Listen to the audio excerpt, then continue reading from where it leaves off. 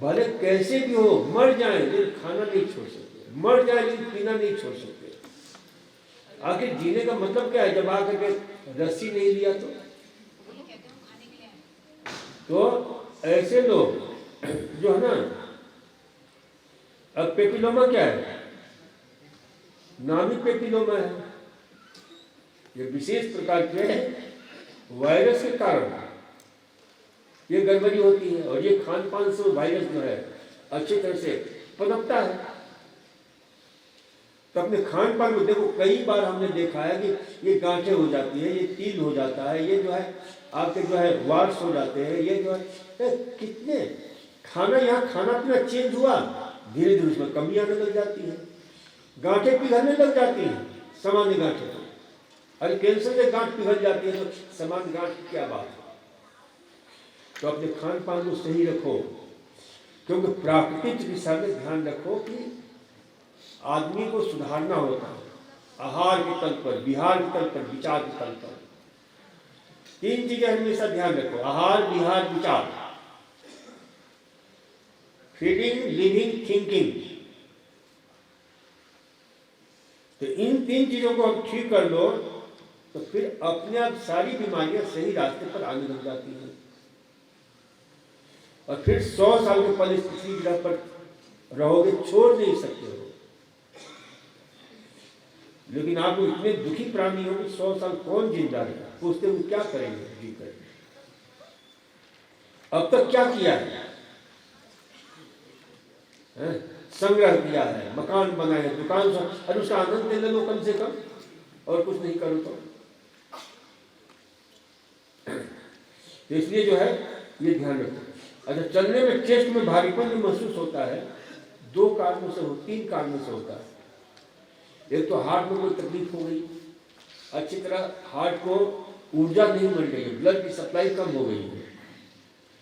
दूसरा कारण है फेफड़े में गड़बड़ी है, फेफड़े की हालत खराब हो रही है, उसे भी ऊर्जा नहीं मिल रही है। और ऊर्जा क्या है? ऑक्सीजन। ऊर्जा क्या है? ऑक्सीजन, सबसे बड़ा ऊर्जा। और तीसरा कारण क्या है? या तो फेफड़े की गड़बड़ी, या हार्ट की गड़बड़ी, हृदय संबंधी गड़बड़ी। और तो ये जो है ना मूल कारण है। तो अपने जो है ना ये देखना चाहिए हार्ट का और फेफड़े की तकलीफ जो है तो उसको ठीक करो। या कोई ऐसी चीजें हम सोच लेते हैं ना, पैनिक हो जाते हैं बिना बात के। कई लोग यहाँ पर भर्ती हैं जो मेरे से मिलते हैं कि कोई तकलीफ नहीं, कितनी बार जांच कराए फिर भी उनको चलने में तकलीफ होती है, हाथ जाते हैं, ये हो जाता है। तो ऐसे लोग क्या है? इसको बोलते हैं एंजाइटी, दुश्चिंता के कारण, व्यर्थ की चिंता में डूबे हुए। और चिंता के लिए ध्यान रखो, जैसा आप सोचते हो ना शरीर वैसा ही होने लगता है। और ज्यादा कुछ दिन सोच लोगे तो आप उसी बीमारी से ग्रस्त हो जाओगे। तो सोच बदलो। ध्यान से मेरी बात सुनो, मैं क्या कह रहा हूं। सोच बदलो, सितारे बदल जाएंगे। नजर बदलो, नजारे बदल जाएंगे। कश्तियों को बदलने की नहीं है जरूरत, धार बदलो, किनारे बदल जाएंगे। ये सोच नहीं बदलेंगे और सितारों के चक्कर में कभी वहां भटकेंगे, कभी वहां भटकेंगे, कभी वहां भटकेंगे। कहीं इसका मंगल ग्रह खराब हो रहा है तो किसी का शनि ग्रह खराब हो रहा है। दाने चूस लीजिए, बीज फेंक लीजिए। लेकिन किसके लिए ये बताई थी? उल्टी के लिए। सब में मत दाना चूस लो और उसको फेंक दो, और लोगों को दाना समेत खा जाओ, पेट भी साफ रहेगा। और पेट ही नहीं साफ होगा बल्कि पेट में जो भी कीड़े मकोड़े हैं सबको शांत करेगा। देखो पेट में जितने कीड़े हो जाते हैं लंबे लंबे, जिसको स्केरिस न्यूक्लियस बोलते हैं, या कोई भी कीड़ा, उसके लिए सबसे बेहतरीन है जो कान पकड़ कर निकाल बाहर करता है, और वो क्या है? अनार। लेकिन अनार कौन सा? ये वाला अनार नहीं, देसी अनार हुआ करता था, वो नहीं मिलता है सर। मिलता है क्या है? मिल जाता है। हाँ, जो आधा सफेद होता है आधा लाल होता है और वो थोड़ा कसैला लगता है, मीठा इतना नहीं होता है, लेकिन वो कसैला गुण ही हमारे पेट में जितने पैथोजन से उनको सुहाता नहीं है। अब खाओ, एक दो अनार खा लो, ऐसा अनार मिल जाए तो, और फिर जाओ लेकिन देखोगे पेट में से कैसे कैसे कीड़े निकल जाते हैं। तो कीड़े निकालने के लिए बहुत उपयोगी होता है। तो चेस्ट का भारीपन है तो इसको ठीक करो, प्राणायाम करो, खूब अच्छी तरह से जांच करवा दो कि भाई कहीं किसी प्रकार के कॉम्प्लिकेशन तो नहीं है, हार्ट संबंधी, लंग संबंधी। और यदि नहीं है तो मस्ती से प्राणायाम करो, एक्सरसाइज करो, पैनिक मत बनो, कोई तकलीफ नहीं है, मस्त रहो।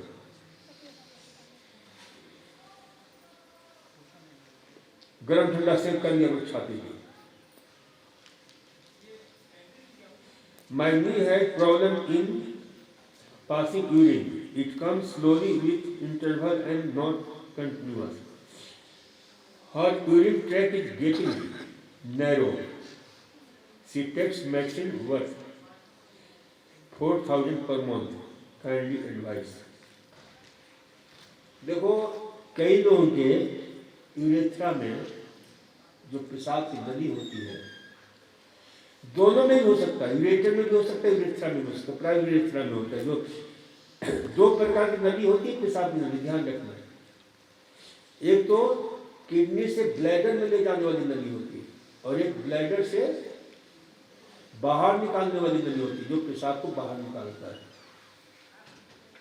तो जो बाहर निकालने वाली जो नली होती है उसमें क्या होता है, स्ट्रक्चर हो जाता है, रुकावट आने लग जाती है, तो फिर उसमें कैथेटर लगाना पड़ता है और उसे इन्फेक्शन होने की संभावना पैदा हो जाती है। इसका कोई विशेष हमने क्योंकि सफल नहीं हुए इस रोग के इलाज में, लेकिन कुछ चीजें हैं जिससे जरूर उनको लाभ मिल सकता है।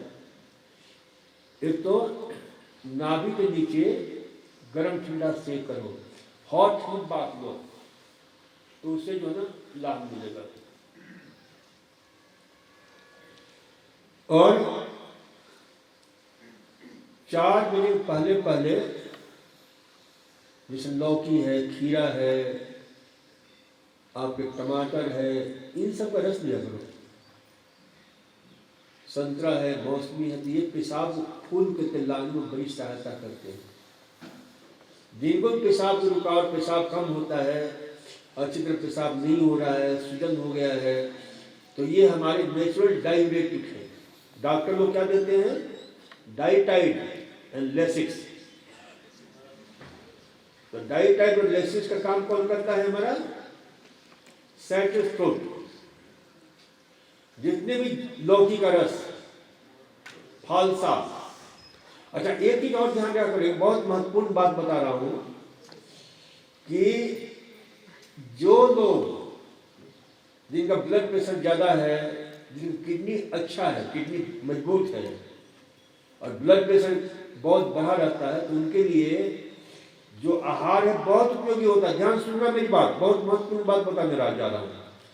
क्योंकि किडनी को शक्तिशाली बनाने के लिए नींबू है, संतरा है, मौसमी है, जितने खट्टे फल हैं, सब्जियां जितनी हैं, नारियल का जो पानी है बहुत उपयोगी होता है।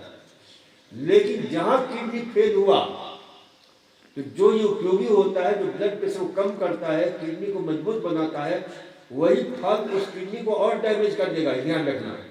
इसलिए ऐसे रोगियों को इस प्रकार का आहार जो है ना नहीं दिया जाता है, नहीं लेना चाहिए, जो किडनी को डैमेज करता है।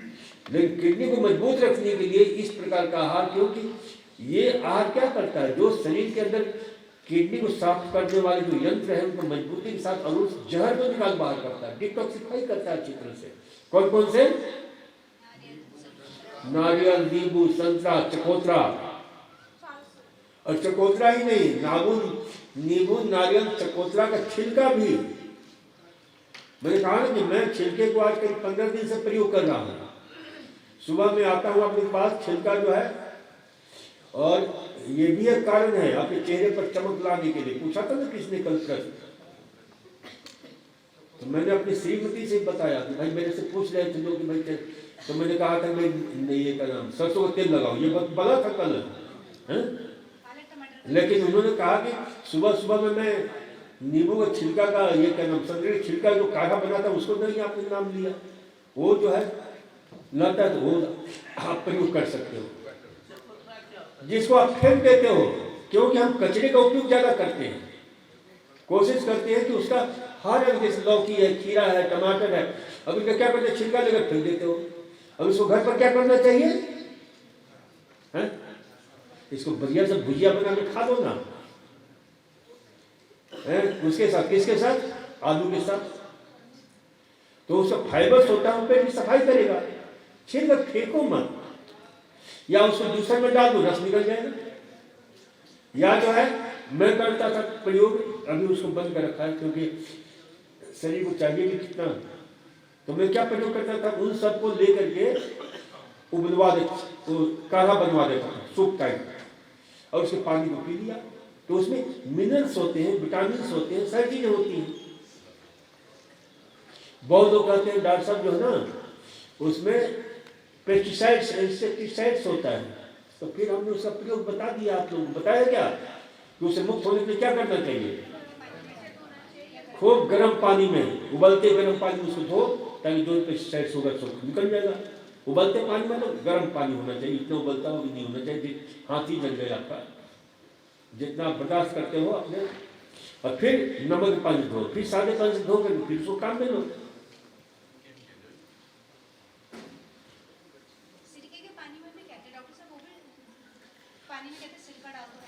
पानी में कहते सिरका डाल दो और सब्जी को डाल दो, हाँ उससे भी साफ हो जाता है। सर्दी जुकाम सभी मौसम में बना रहता है, तो इसके लिए सबसे बढ़िया ये उपाय है, दुनिया में कहीं ऐसा उपाय नहीं है जो यहाँ पर, और कितनी बार बता चुका हूँ, खूब प्राणायाम करो, और दिन में 3 बार जो है न सरसों का तेल लगाओ नाभि में, नाक में, मुंह में, और भाप लिया करो। देखो मार्केट में भाप लेने वाला बहुत अच्छा मशीन मिलता है, इससे आपको चेहरे की सुंदरता भी खिल जाएगी। मशीन देखा है आप लोगों ने? उसमें मुंह लगा दो, अपने आप इतना सुंदर तरीके से भाप पड़ जाता है। कितना मिलता है? 200-250 रुपये का मिलता है, प्लास्टिक का होता है, हर घर में रख लिया करो। ये कुछ चीजें हैं जो बहुत उपयोगी है। जहाँ जुकाम हुआ, जहाँ खांसी हुआ, आराम से जो है उसमें इतना सहज है, सरल है कि ये समूचा ढक जाता है अच्छी तरह से। देखा कितने लोगों ने देखा है जहाँ तो ना, हाँ बहुत सुंदर भाप उसमें से निकल करके लगता है।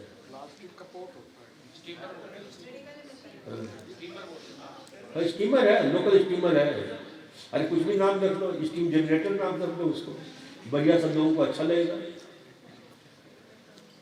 लोकल स्टीम जनरेटर जनरेट करता है।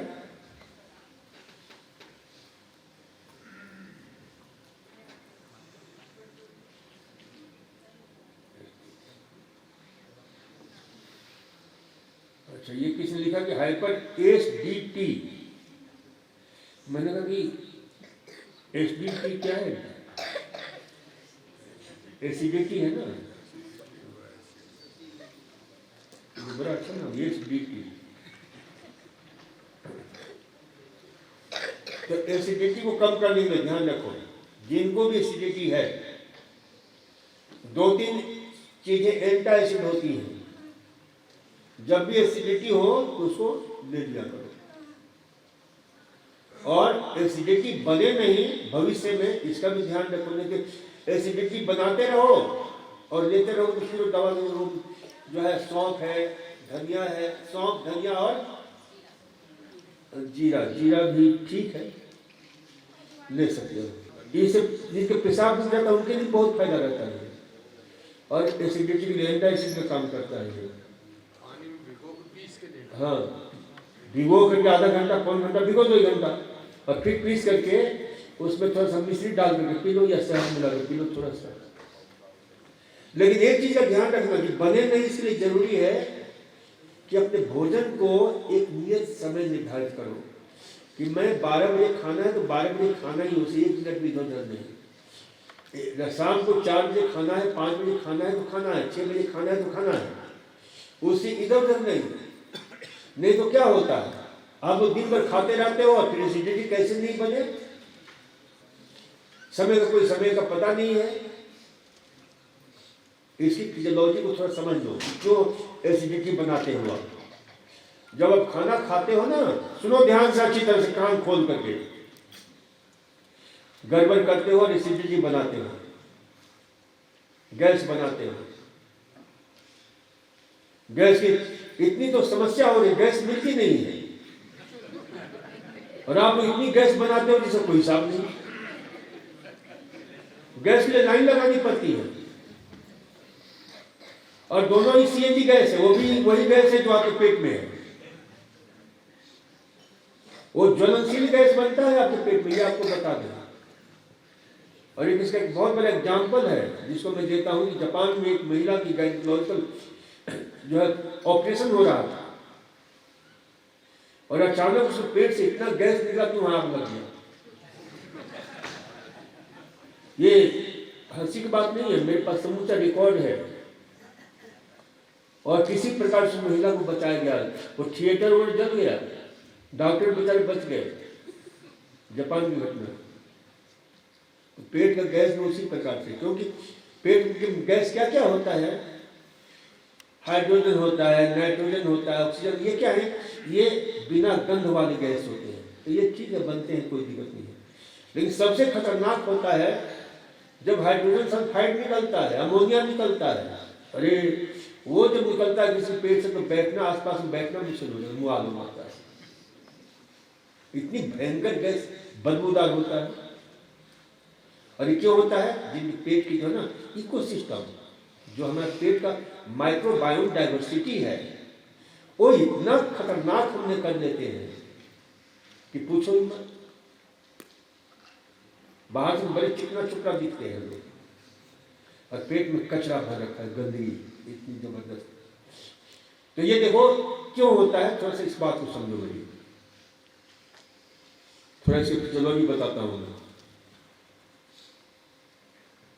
कि अब खाना खा लिया, खाना खाते हो तो क्या होता है कि हमारे पेट में ऑटोमेटिक सारी व्यवस्था है।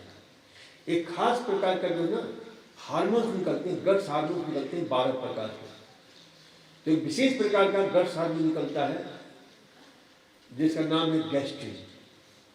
तो हमारे पेट के जो है ना जी सेल्स होता है हमारे में, एंट्रम हिस्से में, जो समझता है कि खाना पहुंचने वाला उसको पचाने के लिए तुरंत तो सक्रिय हो जाते हैं और फिर वहां पर हाइड्रोलाइट है, ये सारे एंजाइम जो है ना शुरू हो जाते हैं निकलने। अब शुरू हो गया, निकल रहा है आपके। अब खाना आप बंद कर देते हो, खाना बंद कर देते हो, ये तुरंत एक दूसरा गट्स हार्मोन निकलता है, सोमेटोस्टैटिन। वो तुरंत सूचना देता है, डी सेल्स होता है, उसको सक्रिय करता है और उससे तुरंत जो ना यानी आपके जो है यानी जो रस निकल रहा था पचाने वाला एसिड वगैरह, उसको तुरंत बंद कर देता है, रोक देता है। अब ठीक है, अब 3 घंटे की प्रक्रिया चलती है। कितनी घंटे तक? 3 घंटे तक आप आपका रस और खाना जो खाए हो वो बंद हो गया, लेकिन वो सब मच रहा है। 3 प्रोसेस होते हैं जिसको बोलते हैं पेरिस्टाल्टिक मूवमेंट, जिसको बोलते हैं पेंडुलम मूवमेंट, जिसको बोलते हैं सेगमेंटल कॉन्ट्रैक्शन, जिसको बोलते हैं बॉर्निंग पर मूवमेंट। ये 4 प्रक्रियाएं होती हैं जिसमें जो ना ऐसे ऐसे जैसे देखा ना वो सीमेंट की जो है वो मिलाते हैं, देखा ना ऐसे ऐसे चलता है, ऐसे चलता है। तो उसी प्रकार से हमारे पेट में ये प्रक्रियाएं होती हैं, जैसे भोजन और रस मिलता है। तो यहाँ गलती हम क्या करते हैं? पहली गलती करते हैं कि हम ठूस ठूस करके भोजन कर देते हैं, तो बेचारे को जगह ही नहीं मिलता है पेट में। और परिणाम क्या होता है? पेट का आकार बढ़ता चला जाता है। और कई लोग इतने भयंकर पेट के आकार बढ़ जाते हैं कि मुश्किल हो जाता है। मुझे एक आदमी ऐसे मिले 46 साल की इस चिकित्सा के व्यवसाय में कि भाई जिनके लिए स्पेशल कार बनाई गई थी, उनका पहले पेट को अंदर किया जाता था, फिर वो अंदर जाते थे। इतना मोटा पेट, इतना मोटा पेट। तो ये ध्यान रखा करो कि भाई ऐसे पेट, अब ऐसा पेट लेकर पैदा तो नहीं होती। यहाँ पे बहुत सारे मोटे पेट वाले हैं, कल भी किसी का सुन रहा था मैं आया तो ये किसने बनाया? हमने बनाया। खा लेते हैं, अब पेट बेचारा वो फैलेगा तो सही ना, पचेगा तो फैलेगा, तो फैलता चला जाता है। अच्छा, फिर क्या करते हैं? गड़बड़ी, खा लिया, फिर कहीं गए 2-4 जगह, किसी चाय ऑफर किया, उसको पी लिया, किसी बिस्कुट दिया ऑफर कर दिया, खा लिया, कहीं कुछ मिला, खा लिया। परिणाम क्या होता है? फिर वो शुरू से फिर डाइजेशन की प्रक्रिया शुरू होती है। अब पहले से तो भोजन बचा हुआ था, 3 घंटे के अंदर नीचे से रखना चाहिए, फिर वो प्रक्रिया शुरू होती है कुछ। तो परिणाम क्या होता है? फिर पेट बेचारा बड़ा दुखी हो जाता है, कहते कैसा बेवकूफ आदमी है, मूर्ख आदमी है कि मेरे को समय ही नहीं देता है। तो क्या करता है वो? 24 घंटे फिर वो एसिड निकाल के, चल भाई तू निकाल, निकालते रहे एसिड, वो 24 घंटे पानी निकालता रहता है एसिड। फिर घबराते होंगे, भाई मेरे को एसिडिटी क्यों हो गया? तो बार बार खाओगे, बेसमय खाओगे, क्योंकि समय निर्धारित है तो पेट तैयार रहता है कि इस समय हमको एसिड निकालना है। अब 12 बजे रोज खाते हो आप, 12:30 बजे खाओगे, 1 बजे खाओगे तो गड़बड़ होगा, 1:30 बजे खाओगे तो गड़बड़ होगा। एक निश्चित, जिस पापी पेट के सवाल है आपके जीवन में, उस पापी पेट में समय तो दो आप। और खाओगे तो क्या खाओगे? इतना जल्दी जल्दी खाते हो, 5 मिनट में भोजन को निपटा देते हैं। कई लोग हमने देखा कि अरे ठूस ठूस के खाते हैं, जैसे कोई बहुत बेकार का काम आ गया, और खाने के लिए तरसेंगे, खाने का कब समय होगा तो खा लो, तो समय दो, चीज वेल, और शांत भाव से खाओ। जहां तनाव युक्त खाते हो ना, तो पेट में से फिर वही एसिडिटी ज्यादा दिख जाता है। और फिर क्या होता है? अब खा लिया, बार बार खा रहे तो क्या हो रहा है? अब वो भोजन पेट में पड़ा क्या होगा? सड़ेगा, पचेगा नहीं अच्छी तरह से, और सड़ेगा तो बुलबुले निकलेंगे, गैस बनेगा। और जो लोग पकौड़ियाँ, कचौड़ियाँ, मांसाहार, अंडा, मछली खाते हैं, उनके पेट में ऐसी जहरीली गैसें बनती हैं कि वही लोग ये क्या नाम, अमोनिया और हाइड्रोजन सल्फाइड और सल्फर डाइऑक्साइड के गैस छोड़ते हैं, और इतना भयंकर शुद्ध सल्फर युक्त, क्योंकि इसमें सल्फर होता है ना।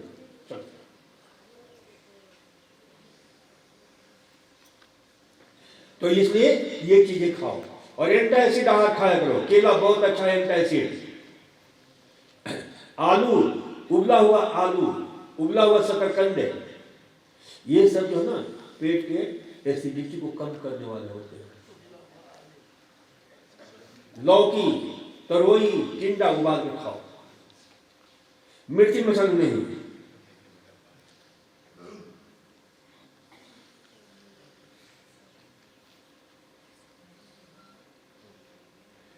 सर मेरा बेटा 17 साल का है, उसके हाइड्रोसिल में छोटी छोटी फुंसी, हाइड्रोसिल बीमारी होती है, हाइड्रोसिल नहीं होती, उसको बोलते हैं टेस्टिस, बोलते हैं टेस्टिकल बोलते हैं। हाइड्रोसिल का मतलब होता है कि टेस्टिकल आपका जो है उसमें पानी भर गया है, फूल गया है, सूज गया है, बीमारी होती है।